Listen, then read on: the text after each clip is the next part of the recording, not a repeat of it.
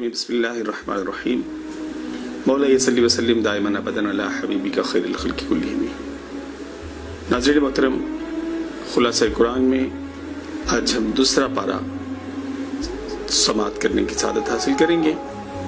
سیقول دوسرے پارے کا نام ہے، اور اس کا اگر خلاصہ بیان کیا جائے تو اس پارے میں کل 16 رکوع ہیں اور 4 آیات ہیں۔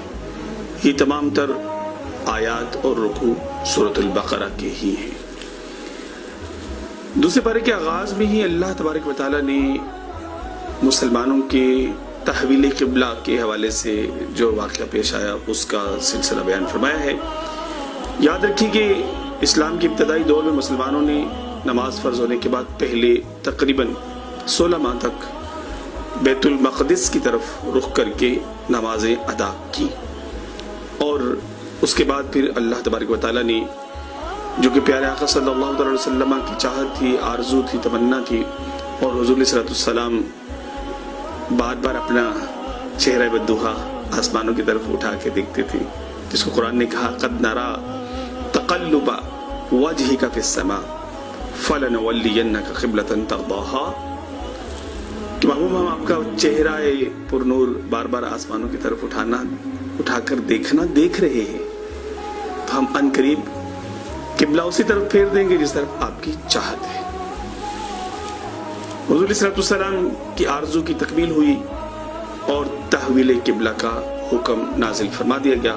جب بیت اللہ کی طرف رخ کرنے کا حکم ہوا تو یہودیوں نے ناظرین محترم پھر اعتراض کیا، اور پارہ کی ابتدا ان کے اسی اعتراض سے ہی ہوتی ہے کہ سیقول السفہاء من الناس ما ولاھم عن قبلتہم التی کانوا علیہا، تو فرمایا کہ آپ کہہ دیجئے قل اللہ المشرق والمغرب، مشرق و مغرب یہ سب اللہ تبارک و تعالیٰ کے لیے، وہ جس طرف چاہے اپنے بندوں کو رخ کرنے کا حکم دے دے، اس میں اس کی منشا اور اس کی اپنی مرضی کی بات ہے۔ کسی بندے کو اعتراض کرنے کا کوئی حق نہیں ہے۔ اللہ تعالیٰ فرمان برداروں اور نافرمانوں میں دراصل چاہتا ہے کہ ان کو ڈفرینشیٹ کیا جائے، دیکھ لیا جائے کہ کون حکم ماننے والے ہیں، کون انکار کرنے والے ہیں، اور پتہ چلے کہ کون مومن ہے، کون کافر ہے۔ اور واقعتاً جب تحویل قبلہ کا حکم آتا ہے ناظرین، تو آپ دیکھیں کہ پتہ چلتا ہے واقعی، مطلب بہت سے لوگ ایسے تھے کہ جو صرف قبلہ کا حکم، مطلب بیت المقدس سے خانہ کعبہ کی طرف پھیر جانے کا جو حکم آیا، اس پر ہی وہ ایمان سے پھر گئے۔ تو بہرحال اس کے بعد امت مسلمہ کے اعتدال اور میانہ روی کا بیان ہے، اور اس بات کا بیان فرمایا گیا کہ پیارے آقا صلی اللہ علیہ وسلم کی امت کل بروز قیامت دیگر سابقہ امم کی گواہ کے طور پر، اور پیارے آقا صلی اللہ علیہ وسلم جو ہے وہ گواہ کے طور پر پیش کیے جائیں گے۔ اس کے بعد پیارے آقا صلی اللہ تعالی علیہ وسلم کو اللہ تبارک و تعالی مخاطب کر کے فرمایا کہ اے حبیب مکرم، آپ جتنے مرضی دلائل پیش کریں، یہ ماننے والے نہیں ہیں، یہ آپ ان کو ڈر سنائیں، خوشخبری سنائیں، ان پر ایسا تعصب اور ہٹ درمی کا پردہ پڑا ہوا ہے کہ یہ اپنی باتوں سے، اپنی عقائد سے، اپنے شرک اور کفر سے یہ ہٹنے والے نہیں ہیں۔ اور حالانکہ اللہ تبارک و تعالیٰ نے فرمایا الذین آتیناہم الکتاب یعرفونہ کما یعرفون ابناءہم، حالانکہ جن کو کتاب دی گئی یہ آپ کو اس طرح سے جانتے ہیں جیسے اپنے بیٹوں کو جانتے ہیں۔ یہ نہیں کہ آپ کو پہچانتے نہیں ہیں، مگر آپ کو مانتے نہیں ہیں۔ پتہ چلا کہ جاننا اور ہوتا ہے اور ماننا اور ہوتا ہے۔ اس کے بعد دوسرا رکوع ناظرین کرام شروع ہوتا ہے۔ اس میں اللہ تبارک و تعالیٰ نے اسی تحویل قبلہ کے مضمون کو ہی آگے بڑھایا اور فرمایا کہ ہر قوم کے لیے کوئی نہ کوئی اللہ تعالیٰ نے سمت قبلہ جو ہے اس کا تعین فرمایا ہے، اور دراصل یہ سمت کا تعین جو ہے اس سے کوئی اصل مطلوب یہ نہیں ہے، بلکہ اصل مطلوب اور مقصود وہ بھلائیاں ہیں جو نیتوں میں اور خالص ارادوں میں ہوا کرتی ہیں۔ اور بیت اللہ کو قبلہ مقرر کرنے کی اللہ تعالیٰ نے ارشاد فرمایا کہ مسلمانوں کو حکم دیا گیا کہ تم پوری کی پوری پابندی کرو تاکہ ان لوگوں پر جو اس کو قبلہ نہیں مانتے ان پر حق واضح ہو جائے۔ اور پھر اللہ تبارک و تعالیٰ نے مومنین کو مخاطب ہو کر فرمایا فلا तख्शौहुम वख्शौनी, कि तुम्हें दुश्मनान दीन से डरने की कोई ज़रूरत नहीं, वख्शौनी, बल्कि मुझसे डरो। और हकीकत यही है कि जो अल्लाह से डरता है फिर वो किसी से नहीं डरता। इसके बाद फिर बता दिया कि मैंने तुम पर इनाम व इकराम करते हुए तुम्हें रसूल अता फरमाया है। कमा अरसलना फीकुम रसूलन मिनकुम यतलू अलैकुम आयातिना व युज़क्कीकुम व युअल्लिमुकुमुल किताबा वल हिक्मा व युअल्लिमुकुम मा लम तकूनु तअलमून। कैसी खूबसूरत तुम्हें वो रसूल दिया है कि जो तुम्हारा तज़किया करता है, तुम्हारे तज़किया, तुम्हारा जाहिर भी उजला करता है, तुम्हारे बातिन को भी संवारता है, और तुम्हें वो सिखाता है, तुम्हें वो पढ़ाता है, वो इल्म देता है कि जो तुम इससे पहले नहीं जानते थे। प्यारे आका सल्लल्लाहु अलैहि वसल्लम की जो है वो खसाइस और आपकी फ़ज़ाइल और आपकी अज़मत और शान, आपकी नात का बयान इस जगह पर बयान फरमाया गया। इसके बाद नाज़रीन मोहतरम, हमारा ये दूसरा रुकू यहाँ से शुरू होता है और इसमें दूसरे रुकू को के मजमून को जो है हम आगे बढ़ाते हैं। तो इसमें अल्लाह तबारक व तआला ने जो है वो इसका आगाज़ फरमाया, फ़ज़कुरूनी अज़कुरकुम वश्कुरू ली वला तकफुरून। अल्लाह तबारक व तआला ने फरमाया कि मेरा जिक्र करो, और मेरा जिक्र करना तुम्हें फ़ायदा ये देगा कि जब तुम मुझे मेरी याद करोगे तो मैं तुम्हें भी याद रखूँगा कि मैं तुम पर अपने फज़ल व एहसान और इनामात फरमाता रहूँगा। और अल्लाह तबारक व तआला ने साथ ही ये बात भी इरशाद फरमा दी कि वला तकफुरून, और मेरी जो नेमतें, मेरे इनामात, मेरे फज़ल व एहसान तुम पर हूँ, उसकी कभी नाशुक्री ना करना। नाज़रीन मोहतरम, इसके बाद अल्लाह तबारक व तआला ने हमें हुक्म फरमाया, या अय्युहल्लज़ीना आमनू इस्तईनू बिस्सब्रि वस्सलाह, कि तुमने नमाज और सब्र के ज़रिया से मेरी मदद हासिल करनी है, और बेशक अल्लाह ताला सब्र करने वालों के साथ है। और फिर आप देखिए कि जहाँ ये बात बयान फरमा दी गई वहाँ पर साथ ही ये भी इरशाद फरमा दिया गया कि जब तुम ईमान ले आए, तुमने सब्र भी इख्तियार कर लिया, तुमने मेरा जिक्र भी कर लिया, तो अब तुम्हारे ऊपर जो मेरे फजलो एहसान हुए हैं उसको तुम देखते चले जाओगे तो तुम्हें पता चलेगा कि अब तुम्हें इसका इम्तिहान भी देना पड़ेगा। वलनबलुवन्नकुम बिशैइन मिनल खौफि वल जुज़ि व नक्सिन मिनल अम्वालि वल अनफुसि वस समरात, इसका कि तुम इन मसाइब पर सब्र और नमाज से फिर तुम्हें मदद लेनी है, और ये राह हक की बरकतें जब तुम्हें नसीब होती चली जाएंगी तो फिर इसके बाद तुम्हारे लिए एक बहुत बड़ा एजाज़ और मनसब भी रखा गया है, वो है मकाम शहादत। उसका भी अल्लाह ताला ने यहाँ पर जिक्र फरमाया। और उससे पहले अगर आप देखते हैं तो अल्लाह रब्बुल इज़्ज़त ने इन्न सफ़ा वल मरवा मिन शाइरिल्लाह कह के हज उम्रा के दौरान हज बैतुल्लाह करते हुए या उम्रा करते हुए सफ़ा और मरवा की साई बयान फरमाई कि दरअसल कुफार और मुशरिकीन का तरीक़ाकार था कि वो वहाँ पर उन्होंने बुत रखे हुए थे, एक सफ़ा पर एक मरवा पर उसकी पूजा करते थे। अल्लाह ताला ने फरमाया कि ये उनका अमल था, मुसलमानों के लिए है कि वो अब इसकी साई करेंगे सफ़ा से मरवा तक की, और ये हज और उम्रा दोनों करने वालों के लिए लाजिम करार दिया गया। और अल्लाह ताला ने इसके बाद कुछ बयान इस तरह से फरमाया कि जिन लोगों ने हक को छुपाया, अल्लाह ताला की वाज़ेह निशानियाँ आने के बाद हक को इख्तियार नहीं किया, तौबा नहीं की और सीधे रास्ते पर नहीं आए, उनका अल्लाह तबारक व तआला ने बयान फरमाया है कि उन पर अल्लाह की लानत है। और फरमाया कि इन्नल लज़ीना कफ़रू व मातू व हुम कुफ़ार, और वो लोग जो इस हालत में मर गए कि वो काफिर थे, फरमाया उलाइका अलैहिम लानतुल्लाहि वल मलाइकति वन नास अजमाइन, कि उन पर तो फिर अल्लाह की लानत है, फरिश्तों की लानत है, तमाम लोगों की लानत है, और वो उसमें सदा गिरफ्तार रहे। खालिदीन फीहा ला युखफ़फ़ अन्हुमुल अज़ाब वला हुम युनज़रून, और उनका अज़ाब बिल्कुल हल्का नहीं किया जाएगा।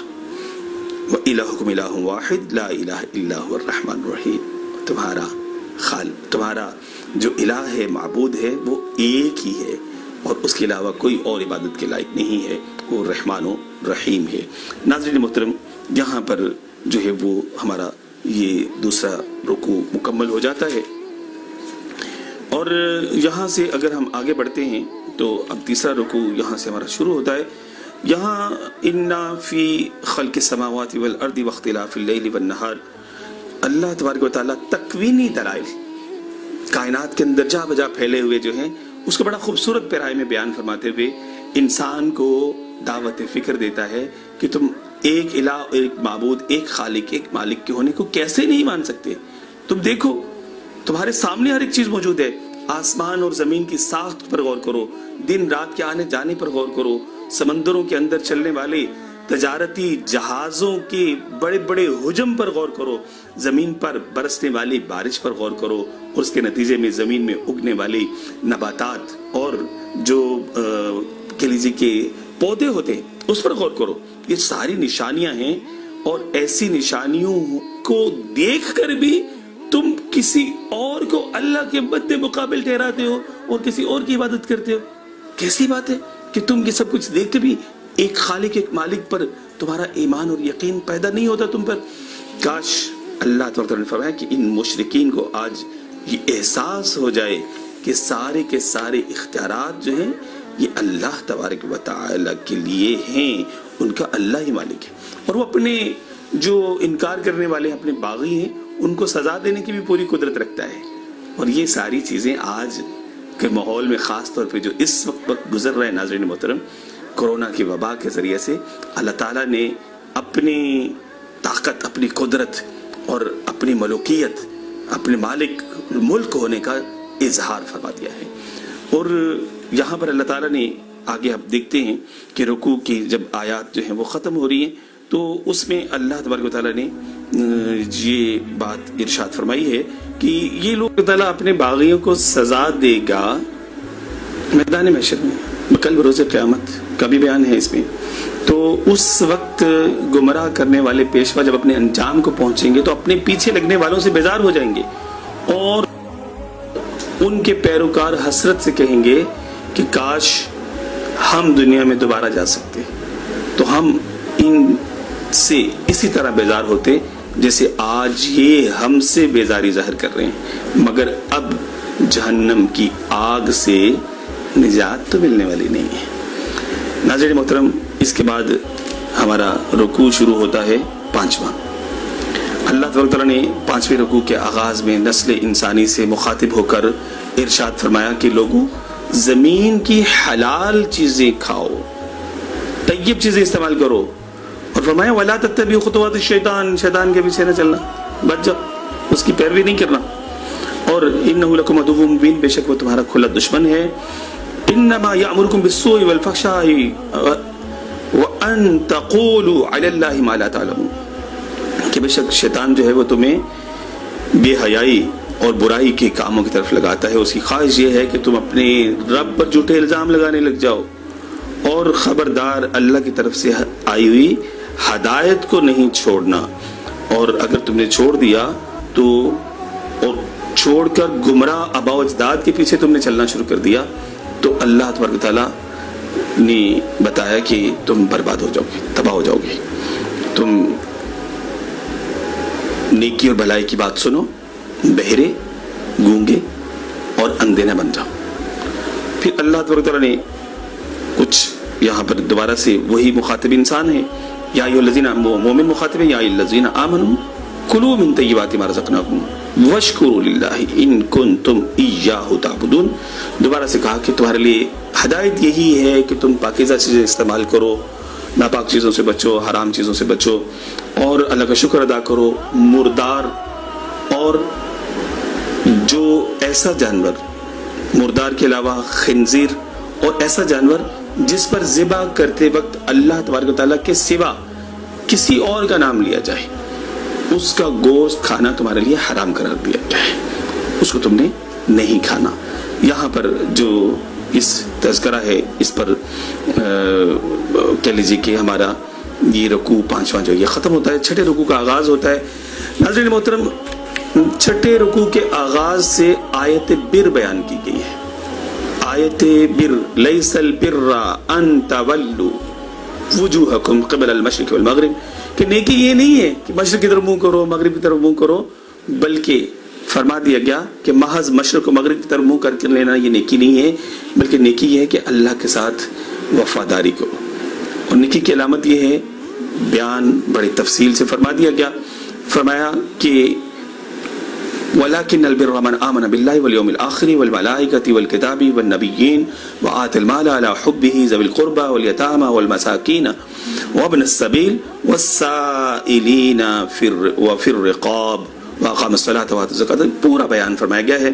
ناظرین محترم، اس میں اللہ تعالیٰ پر ایمان لانا، یوم آخرت پر ایمان لانا، فرشتوں، آسمانی کتابوں، نبیوں پر ایمان لانا، اللہ کی محبت کی خاطر رشتہ داروں، مسکینوں، غریبوں، یتیموں کو، مسافروں کو، سوال کرنے والوں کو عطا کرنا، ان کی خدمت کرنا، غلاموں کی آزادی کے لیے تعاون کرنا.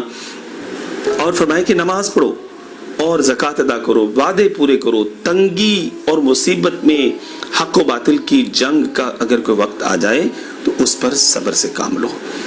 پھر اس کے بعد اسی رکوع میں قصاص کے بارے میں بھی بیان فرمایا گیا ہے.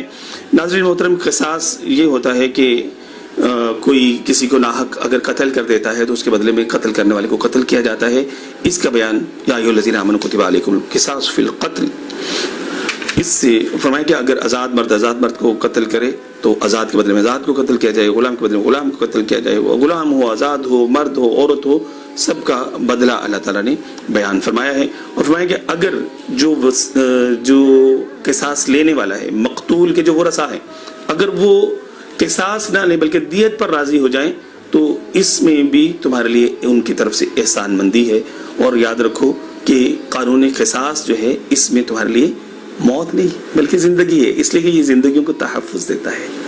اور اس کے بعد وصیت کا بیان ہے اسی رکوع کے اندر.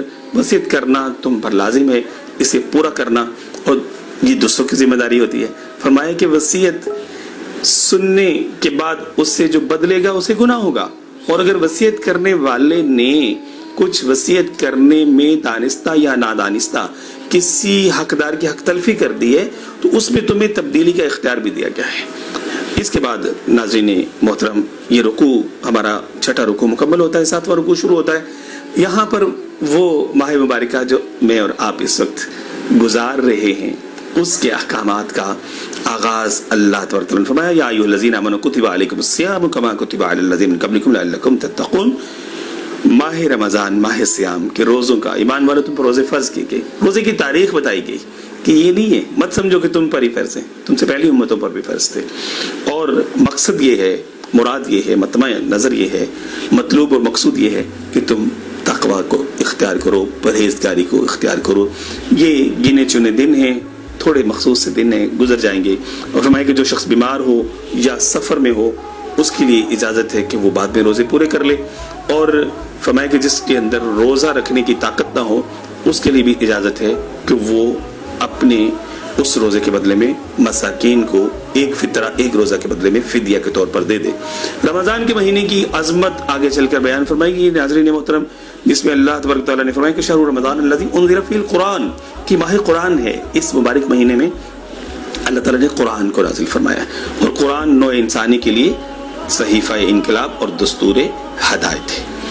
ایمان والوں کو رمضان کی دیگر جو گھڑیاں ہیں اس میں مختلف اعمال کرنے نہ کرنے کے تفصیلی احکامات اس 7ویں رکوع کے اندر ناظرین محترم ہمیں مزید بھی ملتے ہیں کہ ہم نے روزہ کس وقت رکھنا شروع کرنا ہے، کس وقت ختم کرنا ہے، اور روزے کے دوران کون کون سے کام نہیں کرنے، اور روزے کی راتوں میں کون سے ایسے کام ہیں جو پہلی امتوں پر حلال اور جائز نہیں تھے وہ ہمارے لیے جائز قرار دیے گئے. اس کی پوری تفصیلی احکامات اس رکوع کے اندر موجود ہیں. 8ویں رکوع کی طرف بڑھتے ہیں تو 8ویں رکوع میں چاند کے کم ہونے، گھٹنے اور بڑھنے کا بیان اللہ تعالیٰ نے ارشاد فرمایا ہے. ناظرین محترم، اس سے اللہ تعالیٰ نے بیان فرمایا کہ یہ جو چاند کے گھٹنے اور بڑھنے کی صورتیں ہم نے تمہارے لیے رکھی ہیں نا، اس میں ہم نے تمہارے لیے بڑے سبق رکھے ہیں اور تمہارے لیے خیر کے پہلو رکھے ہیں کہ ان کی تاریخوں سے تم اپنے ایام حج کا تعین کرتے ہو.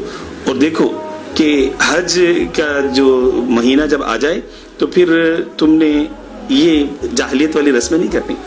اب حج کے لیے بھی احکامات اور اس کے طریقہ کار اور اس کی تفاصیل جو ہے وہ اللہ تبارک تعالیٰ نے بیان فرما دی.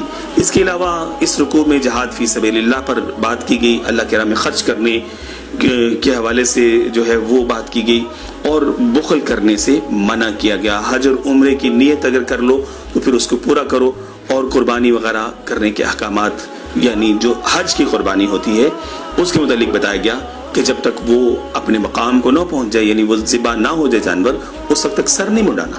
تو حج کے احکامات دور جاہلیت میں کچھ اور ہوتے تھے معاملات، تو مسلمانوں نے کیا کرنا ہے اس رکوع کے اندر اس کا بیان بھی فرمایا گیا. حج کے مہینے میں 9ویں رکوع کے اندر دیگر جو احکامات حج سے متعلقہ وہ بیان فرمائیں گے کہ حج کے مہینے شوال، ذیقعدہ اور ذی الحج یہ اشہر الحج کہلاتے ہیں.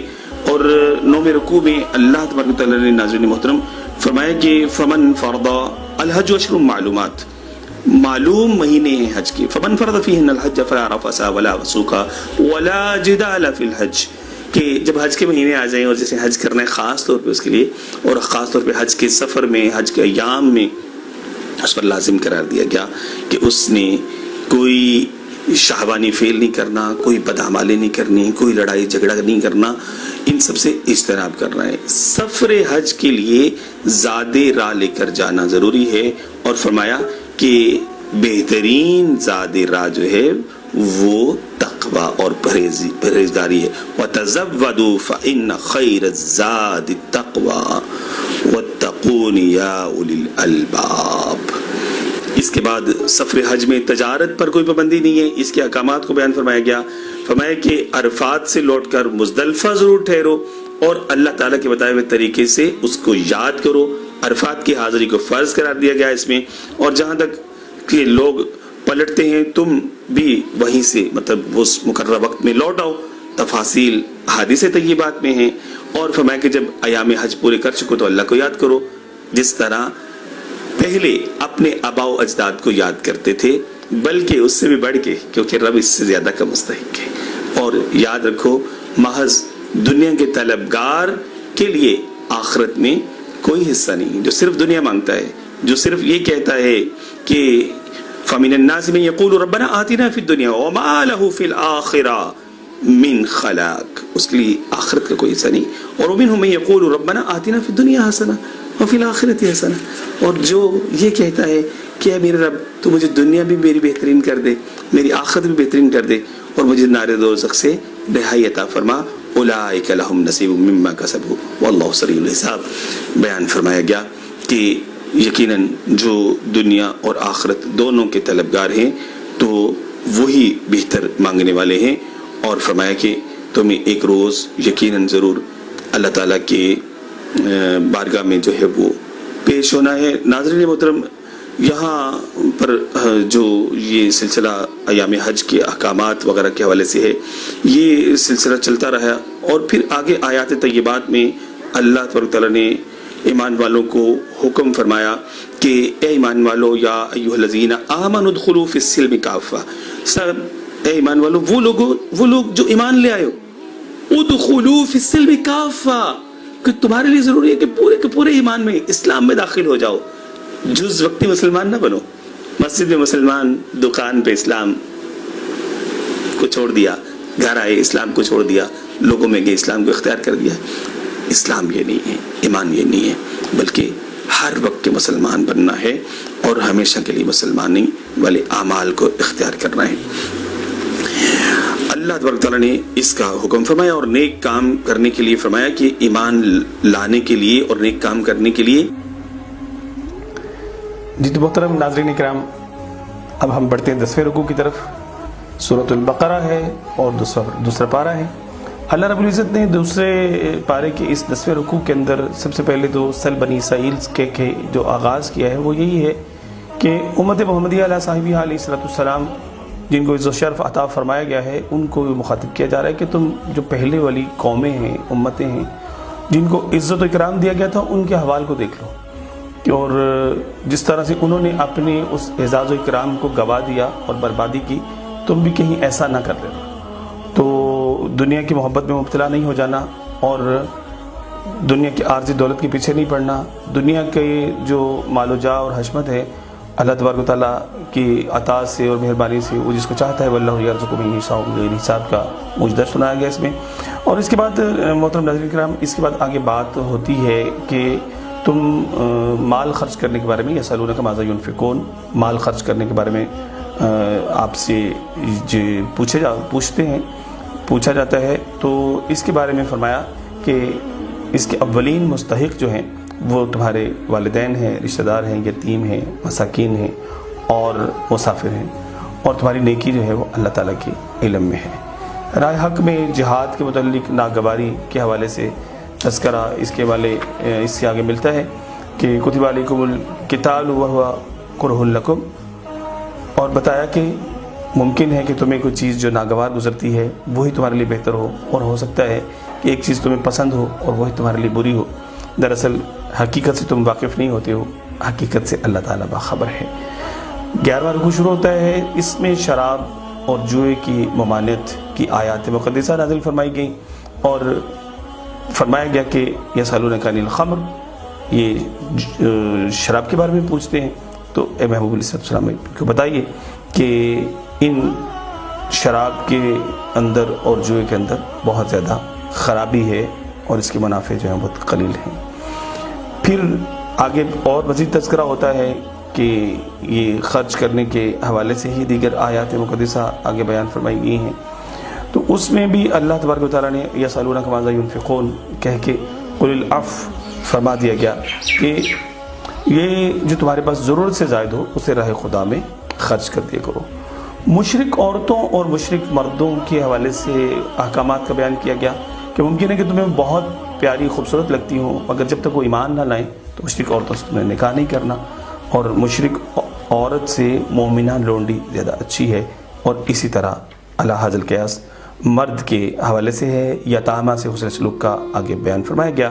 12واں رکوع محترم ناظرین کرام شروع ہوتا ہے، تو اس میں سب سے پہلے عورتوں کے مخصوص ایام کے حوالے سے احکامات کا بیان ملتا ہے کہ جو مخصوص ایام میں ان کو آنے والا خون ہے اس کا کیا حکم ہے اور اس کے بارے میں کیا تاکیدات ہیں.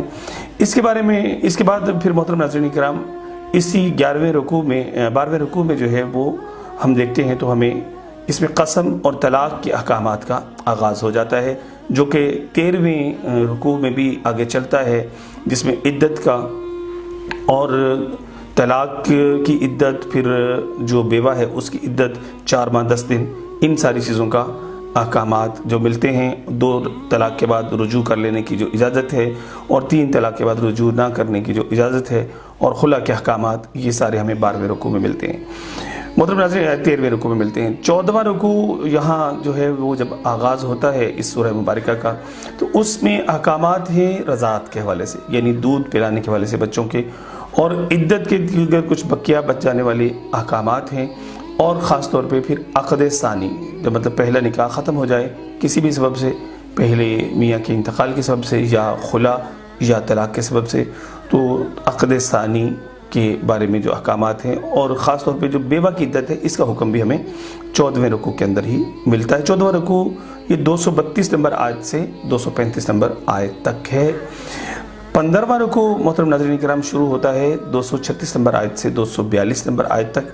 اس میں حق مہر کی پابندی ایمان والوں کو حکم دیا گیا ہے کہ اگر تم طلاق دے دیتے ہو، اور اگر تم نے طلاق اس حالت میں دی کہ تم نے بیوی کو جو تمہاری زوجہ بنی، منکوحہ بنی، اس کو چھوا نہیں ہے، اس کو ہاتھ نہیں لگایا، خلوت نہیں کی ہے، اس صورت میں آدھا حق مہر دینا پڑے گا.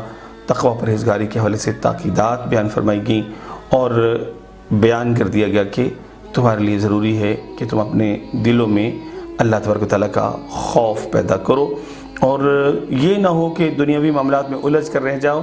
تمہارے لیے ضروری ہے کہ دنیا کے ساتھ ساتھ اپنی آخرت کی بھی فکر کرنی ہے. نمازوں کی حفاظت کرو، حافظوا علی الصلاۃ.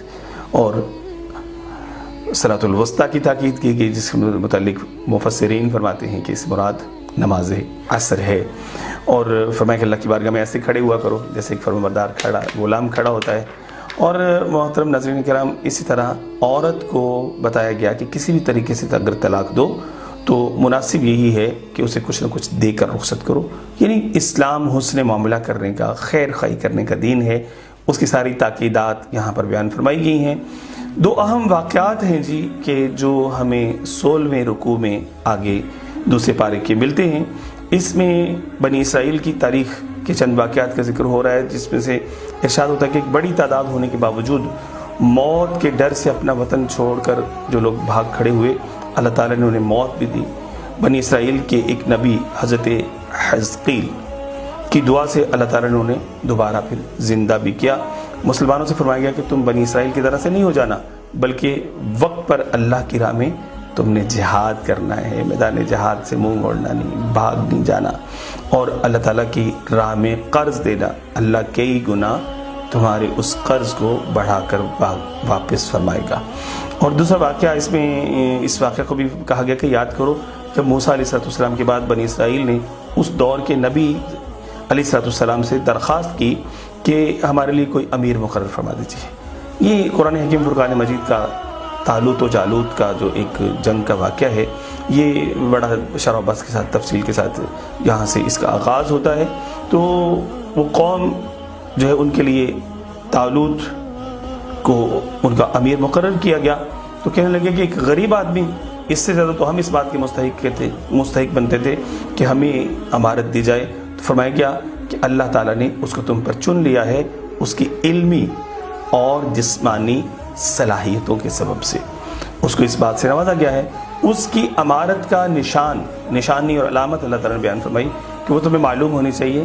وہ یہی ہے کہ اس کو وہ تابوت جسے تابوت سکینہ کہا جاتا ہے وہ عطا کیا گیا. فرشتے وہ لے کر ان کے پاس آئے طالوت کے پاس، اور کہا گیا کہ یہ تابوت جو ہے اس کے اندر حضرت موسیٰ علیہ السلام ان کے آل اور حضرت ہارون علیہ السلام ان کے آل کی کچھ چھوڑی ہوئے تبرکات ہیں، جو کہ تابوت سکینہ دراصل یہ ہے کہ تمہارے سکون قلب کا وہ اہتمام ہے. اس سے یہ بھی پتہ چلتا ہے کہ جو انبیاء کرام، اولیاء کاملین، صحابہ کبار اور اللہ تعالیٰ کے مقربین سے متعلقات جو اشیاء ہوتی ہیں وہ سکون قلب کا ذریعہ ہوا کرتی ہیں. قرآن ہمیں یہ بات یہاں پر بتا رہا ہے. 249 نمبر آیت سے 252 نمبر آیت تک ناظرین محترم یہ 17واں رکوع سورۃ البقرہ کے دوسرے پارے میں جو رکوعات ہیں اس کا آغاز ہوتا ہے. طالوت کی فوجیں دشمن کے خلاف مقابلہ کے لیے نکلتی ہیں، تو انہوں نے کہا کہ راستے میں دریا آئے گا، اور یہ ایک آزمائش ڈالی کہ اس دریا سے تمہاری آزمائش ہوگی، اس میں سے چلو بھر تھوڑا بہت پانی اگر کوئی پینا چاہے تو پی لے، لیکن پیٹ بھر کر کوئی پانی نہ پئے. ایک کثیر تعداد تھی ناظرین کرام کہ اس فوج کی کہ جنہوں نے خوب سیر ہو کر پانی پیا، مگر جیسے ہی وہ اس دریا سے پار اترے تو ان کی ہمت جواب دے گئی، اور وہ بالکل بھی جو ہے وہ جالوت کی فوج کا مقابلہ کرنے کی سخت ان کے اندر سے جاتی رہی، جس کی بنا پر ایک بہت چھوٹی سی جماعت باقی بچ گئی. اور اللہ تعالیٰ نے کم من فئۃ قلیلۃ غلبت علی فئۃ کثیرہ کا جو ہے وہ یہاں پر بیان فرمایا ہے کہ بہت چھوٹی سی جماعت کو ہی اللہ تعالیٰ نے ایک بہت بڑی جماعت پر فتح عطا فرما دی. پیارے آقا صلی اللہ تعالیٰ علیہ وسلم کہ نبی امی ہونے کے باوجود یہ سارے واقعات اللہ تعالیٰ نے بیان فرمایا کہ دیکھو میرے نبی امی صلی اللہ تعالی وسلم ہیں، بے پڑھے ہیں، دنیا میں کسی کے پاس انہوں نے شاگردی اختیار نہیں کی، دنیا میں کسی کے پاس انہوں نے پڑھا نہیں ہے، لیکن پھر بھی تلک آیات اللہ نتلوہا علیک بالحق وانک لمن المرسلین، کہ وہ اس کے باوجود تمہیں ساری آیات، یہ اللہ کی آیتیں ہیں کہ ہم اے محبوب تم پر ٹھیک ٹھیک پڑھتے ہیں اور تم بے شک رسولوں میں سے ہو. وہ ساری باتیں پیارے آقا صلی اللہ علیہ وسلم اپنی امتیوں کو، غلاموں کو اور لوگوں کو بتایا اور سنایا کرتے تھے. یہاں پر ناظرین کرام دوسرے پارے کا اختتام ہو جاتا ہے. تیسرا پارہ انشاءاللہ تبارک و تعالی ہم آگے بیان کریں گے.